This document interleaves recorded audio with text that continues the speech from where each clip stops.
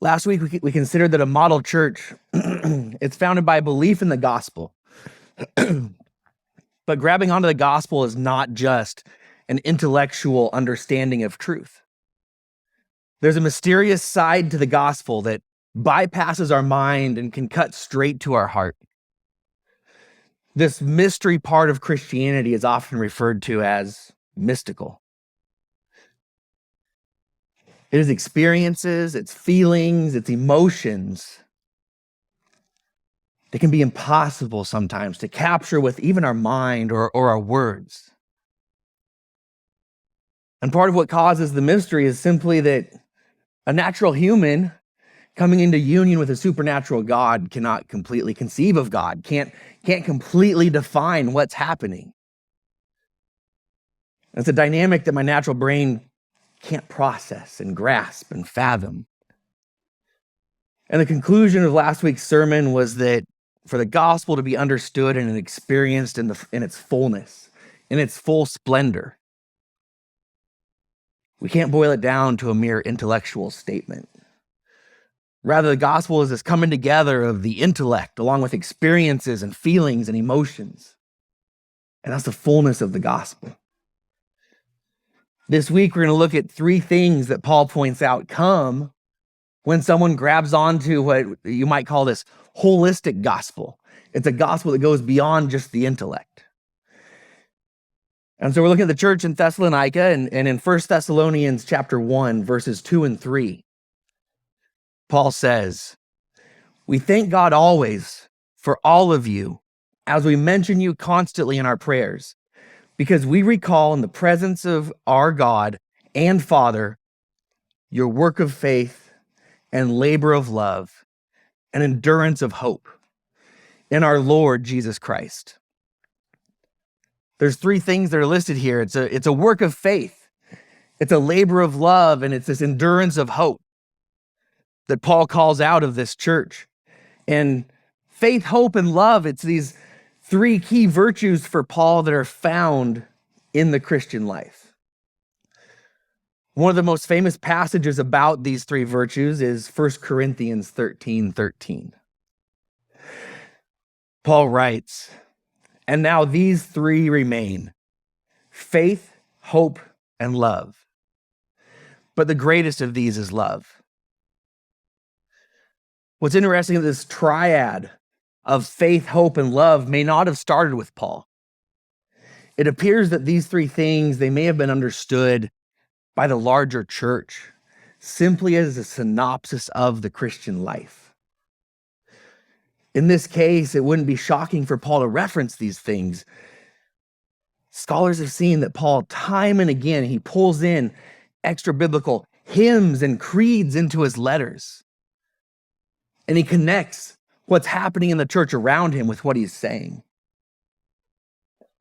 And so when Paul remarks on faith, hope, and love in his letters, he may not be trying to blaze a new trail. He's calling out and identifying something that was already known and identified by the church. It's a trio of virtues that captures and encompasses the life of a believer. And interestingly, while faith, hope, and love can be pictured on their own, to the church at Thessalonica, Paul presents qualifiers for each one of these that might otherwise simply be a virtue we think we should possess. He presents a qualifier that turns these virtues from simply being possessed into virtues that we express. And over these next 3 weeks, we're going to take a look at this list of expressive virtues that Paul talks about: the work of faith, the labor of love, and the endurance of hope. So first up this week is the work of faith. We'll start at the top of Paul's list. Modern Christianity, it's interesting. Modern Christianity struggled to let go of this idea that before the time of Jesus, humans earned a place with the Christian God by their works. And then after Jesus, it became all about grace. In reality, before Abraham did any work, he was graciously invited into community with God. Before Israel did any works of the Old Testament law, they were saved out of Egypt and invited into relationship with God. So even back before Jesus, it was still grace first. Grace has always been God's way of opening relationship with him. God is the one that graciously tracked Adam down in the garden. Then once you're in a relationship with him, it's interesting. God gives you something to be identified by. The Jews didn't hold so tightly onto the Old Testament law because that's how they entered into relationship with God. They held on to it tightly and with pride because it was their proof they were good with God. It was their proof they were in with God. For the Jew, it's the distinction of the law against everybody else that grew to make them feel better than everybody else. The argument in the New Testament then was not, how do we get into the people of God? But how does it look once you're in the people of God? Circumcision and the law in the Old Testament were badges of honor that proved that Abraham and the Jews were a special people to God. They were unique from anyone else at the time. A Jew might say, were you, a Gentile, given a sign that you're special to God? I didn't think so. That's why they held on to these so preciously, because it was a sign of where they stood with God. Circumcision, the dietary rules, Sabbath keeping, these are all marks of Jewish distinctions. And they identified the people, the Jews, as God's people. So the process through Scripture has been grace, and then faith, and then proof.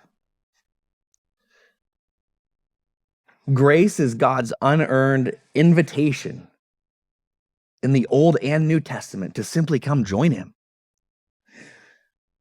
Adam, you're hiding somewhere. Come out and talk to me. Abraham was offered a gracious invitation to a new life with God before circumcision was even a thing. Israel was offered an invitation to be God's people before the law was ever given to them. And then after grace comes faith. Abraham then stepped into God's invitation with faith. Israel stepped into God's invitation with faith. And what follows is proof. Abraham is he's gifted the sign of circumcision after he's in relationship with God to prove that he's in relationship with God, to himself and to others. Israel was given the mark of a distinct law after they accepted the invitation to have relationship with God. And that distinct law would prove that they were in the people of God. So we come to the New Testament with this pattern of grace and then faith and then proof. And what we find in the New Testament is that this pattern continues. First, God's gracious invitation comes to open up relationship with him. It started with Abraham. It expanded to Israel. And now it's gone out to the whole world. By grace. Come have a relationship with me. That's how it's always been. Then you and I are invited by faith to step into that invitation and to unite ourselves with God. And finally, we've been given a proof by God that we're in his people. It's a badge that we wear that signifies, this is who I am. This is who I belong to. This is where I've aligned myself. It's not circumcision anymore. It's not Sabbath keeping anymore, but it's what Paul calls work of faith. It's the continued visible expression of faith in my life. What circumcision was for Abraham, what the law was for Israel, the work of faith has become for the Christian. Jesus even said, by your love, people will know who you are. That's faith working itself out in lives. Kierkegaard is one of my favorite theologians, and he pushed back against the intellectualization of Christianity. He pushed back against this idea that Christianity can simply be arriving at the correct conclusions. He contended that Christianity cannot be reduced to an intellectual exercise simply of knowing. Rather, he said, Christianity is an act of doing by will and trust. This is reflected in the New Testament as Christianity is described as a way. In particular, it's described as the way. It's the way we want to go. It's going on a journey. It's a doing. Christianity is not simply arriving at a static state of enough intellectual knowledge that I flip a switch and I'm good. It's not a static state. So there's going or doing that's paired with faith. Paul calls it a work here. He calls it a work of faith. And it's not a work that gets us into the people of God, but it's a work that identifies us or proves us to be already in God's people. Because it involves work that comes out of living with God. It involves things that happen out of my life as I join with God and his people. So what does this work of faith look like? First, let me say what it's not. The work of faith is not working ourselves up to intellectual certainty against all doubts. I need to get enough answers to enough questions that I can pass a test. That's not what the work of faith is. In our Western world, we often want to make faith rational, and then we explain the Christian faith to somebody, and their work of faith is to assent to my superior reasoning. And if they don't assent, then they're irrational, because I have proven the rational argument for Christianity. The problem is that faith is what I'll call irrational. For the first millennium of the Christian church, the Christian faith was defined as a combination of knowing and unknowing. It can't be entirely reasoned. But that doesn't necessitate that it has to be unreasonable. Faith doesn't have to submit to an either or of either rational or irrational. As we considered last week, the Christian faith can bypass or supersede our faculties of reason. This means it doesn't have to submit to my reason. With my own faith grounded in an experience that I often point to, a voice came to me. Sensations overwhelmed me. I've had some ask me to prove, how did you know that was the voice of God? I need you to prove that the voice you heard was not last night's pizza. And then it mixed with some extraordinary circumstances that your mind is just putting together as this thing that it really isn't. I need hard proof. And the answer that my heart feels and senses it won't suffice for those who want a simply rational faith. People can feel faith differently. We're all wired differently. but my faith is grounded in my heart before it ever finds my head. For others, it may begin at the head, and it may spread into the rest of your emotions and your heart. We're all wired differently, and that's okay. But because faith is all rational, because it's not ruled or contained to reason or understanding, it's not contained to marks of rationality. This means that faith is not a slave to our intellect. Faith is not a slave to our reason. Rather, our ability to understand can serve faith. But where our intellect ends, faith continues. It's in the continuation of faith beyond reason that faith actually gains its fullness. It moves out of a system of comprehensive answers to all of my problems and into what Rowan Williams calls a dependable relationship. He says it's a relationship with God that you may not understand. You may not have the words readily available for it, but you learn to be confident in a presence that will not go away. It's a dependable relationship that I find once my intellect is expired. Once I reach the end of my intellect, I find a dependable relationship. As I continue beyond the end of reason, beyond the end of rationality, I realize that when the signposts and landmarks have been taken away, there is a presence that will not let me go. There's a presence that will keep walking with me. There's relationship there upon which I can depend, even when I go beyond my own self.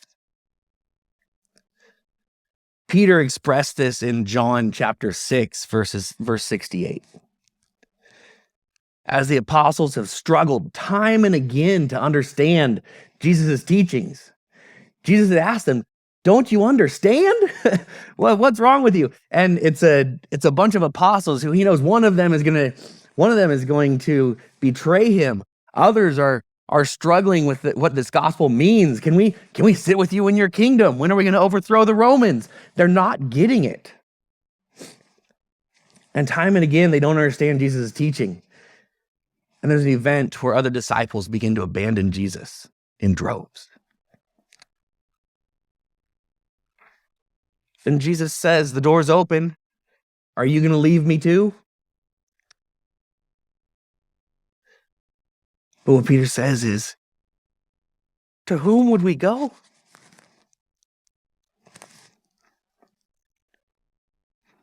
Jesus may take them time and again beyond their understanding, beyond what seems rational and reasonable, but it's in that place beyond their intellect that they have come to know that their rabbi will not leave them. He's chosen them, and he will not desert them, no matter how limited their intellect may be at the time, no matter how limited their understanding might be. So here's biblical faith in the truest sense. It's trust in a God who will never let go. And as I live with intellectual questions, as I go beyond my intellect, as I have struggles and doubt, and I forget so many things, and I fail so many times, I can hold on to the conviction that I have not been let go of.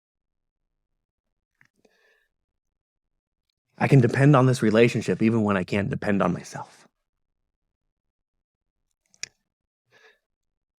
So if faith is this conviction of a dependable relationship, or it's this trust that God will never leave or forsake me, what does it mean? Our work of faith. What does that look like that Paul is calling out in 1 Thessalonians? The things that take place as I move into dependable relationship can be that I'm going to be more charitable as I grow in trust that God can be depended upon to provide for me. I will be more at peace as I grow in trust that God can be depended upon to protect me. I can become more patient as I grow in trust that God can be depended upon to be patient with me. I'll be more joyful as I grow in trust that God can be depended upon to have joy for me. The list can go on. As faith works itself out, wherever I choose dependable relationship with God. It's where I choose to find God as dependable in my life rather than depending upon myself.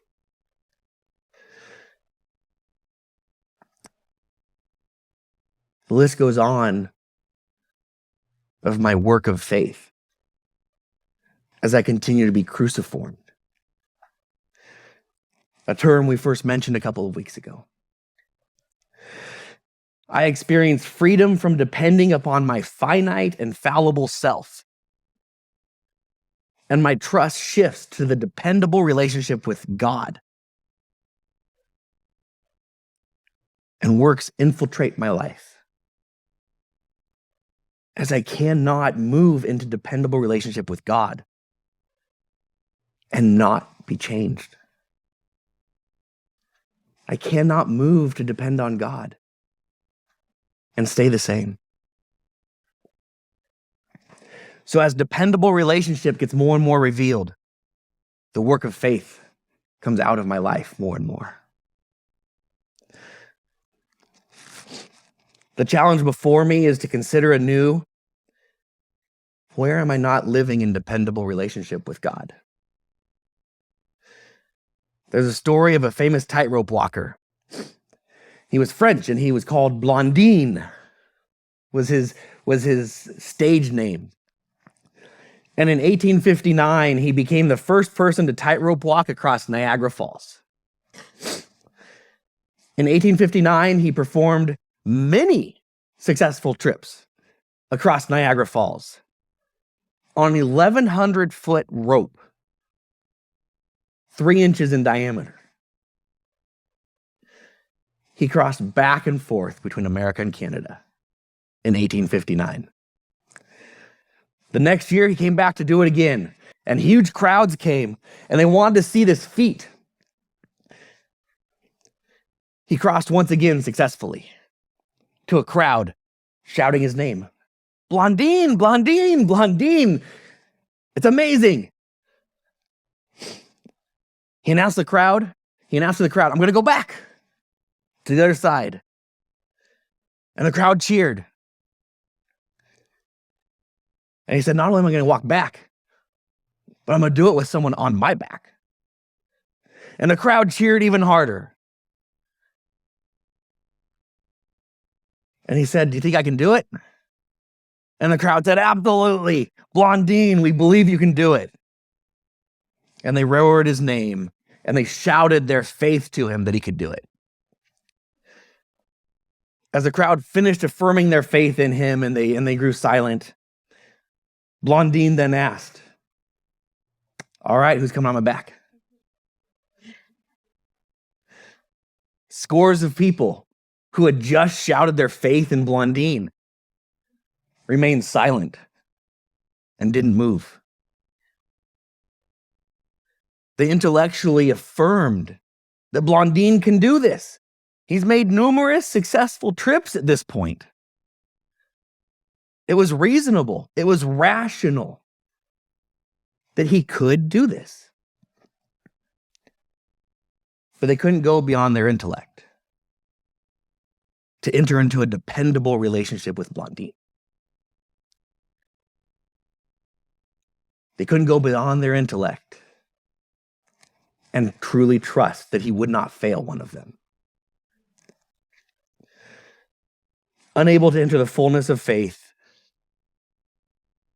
The work of depending upon Blondine could not come. And none of his spectators joined him to ride his back across the tightrope. So this is my challenge. And this is the challenge I would present to you. Where are we chanting our affirmation of the Christian God? But where do we not have true dependent relationship on him?